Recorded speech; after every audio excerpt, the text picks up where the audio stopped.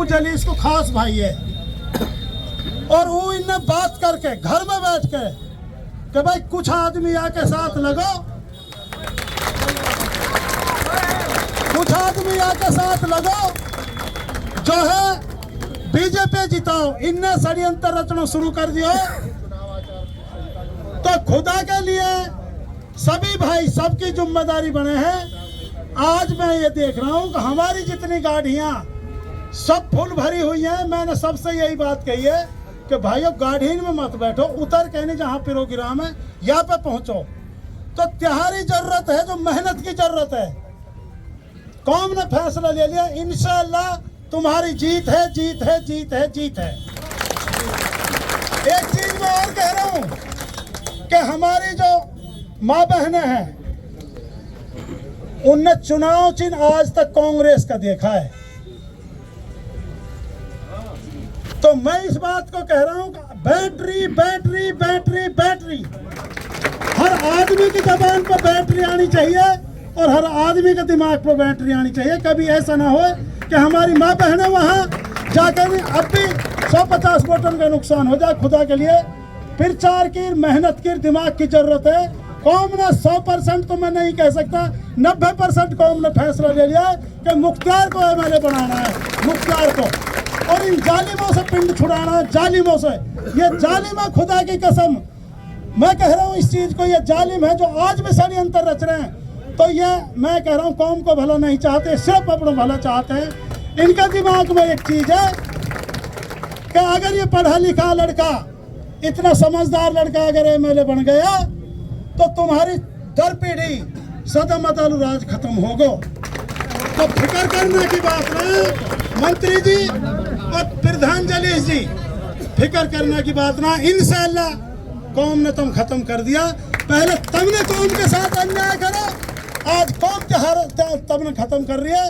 और ये कैंडिडेट नौजवान पढ़ा लिखा चुन के आ रहा, और इंशाअल्लाह अब राज त्योहार रहेगा, त्योहार रहेगा।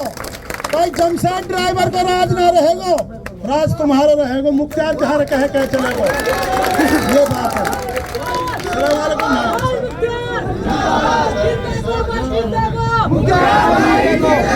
साथियों, समय की सीमाओं का ध्यान रखते हुए मैं सिर्फ चंद शब्दों में अपनी बात कहूंगा।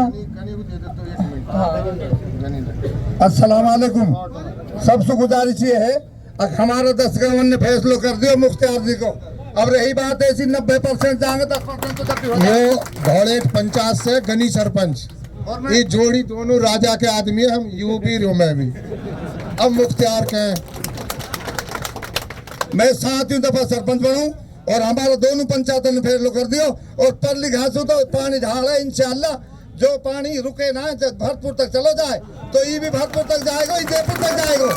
तो और रही बात ऐसी, इनने करो अन्याय और अब अन्याय करो, खुदा जालिम से तो खुदा भी नाराज है। इनने जुल्म खूब कर लिया, अब तो तुम नई तांती खड़ी हो जाओ, इंशाल्लाह कामयाबी होगी। वो कही ना, कर जवानी में इबादत का ही लिए अच्छी नहीं, जब बुढ़ापा आ गया तो बात कुछ बनती नहीं, जवान खड़ा हो जाओ, यही बात है। बहुत बढ़िया। मैं बस चंद शब्दों में अपनी बात कहूंगा। मैंने जिस दिन राजनीतिक जीवन की शुरुआत की थी, उस दिन भी मेरा अहद था, उस दिन भी मेरा यही संदेश था इलाके के लोगों के लिए कि मुख्तार पूरे जीवन भर राजनीति में जब तक रहेगा, कभी किसी से जाति धर्म के नाम पर वोट नहीं मांगेगा, किसी से जाति धर्म के नाम पर भेदभाव मुख्तार नहीं करेगा। ये मेरा पहला वचन था।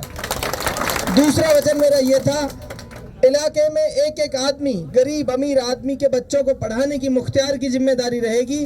आपका काम सिर्फ इतना है कि बच्चे को लाके मेरे सुपुर्द कर देना, उसको अच्छी से अच्छी दुनिया की तालीम दिलाकर, बेहतर से बेहतर एजुकेशन दिलाकर उसको उस मंजिल तक उसकी पहुंचाने का काम आपका भाई करने का काम करे।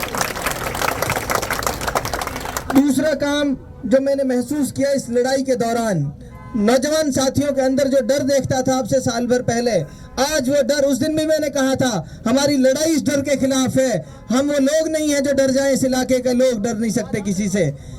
उस डर को खत्म करने का काम भी इन नौजवानों ने किया। अब मैं आपसे वादा करके जा रहा हूं, पुलिस प्रशासन की जो गुंडागिर्दी है, जिस तरह से पुलिस कहीं भी चौक चौराहे पर लोग के आदमी को लूटने का काम करती है, वो हमारे नेता के निर्देश पे करती है। पुलिस इसलिए करती है कि नेता को मंथली देनी है, पुलिस का भी निखालस दोष नहीं है, क्योंकि नेता मंथली चाहता है इसलिए पुलिस लूटती है।